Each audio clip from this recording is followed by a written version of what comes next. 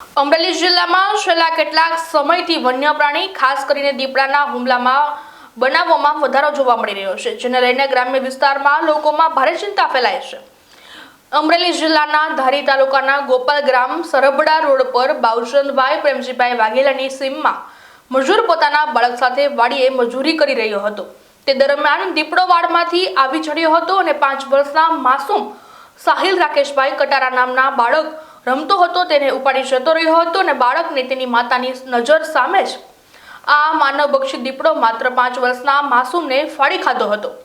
બાળકની આસપાસના ખેડૂતો ભેગા થઈ ચરાળા સરકારી દવાખાને ખસેડાયો હતો, જ્યાં ફરજ ફરનાર તબીબ દ્વારા બાળકને મૃત જાહેર કરાયું। બનાવની જાણ થતાં વન વિભાગે અને પોલીસ ટીમ ઘટના સ્થળે પહોંચી તપાસ હાથ ધરી હતી।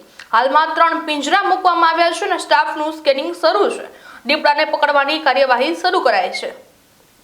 ગોપાલ ગ્રામ અને વાઘેલા બાઉચંદભાઈ પ્રેમજીભાઈ અને અમારે ત્યાં મજૂર રહેતા હતા, એનો છોકરો રમતા હતા અને અચાનક સિંહણનું બચ્ચું સિંહણ આવી અને બચ્ચાને ઉપાડી ગઈ, છોકરાને 5 વર્ષના બાળકને।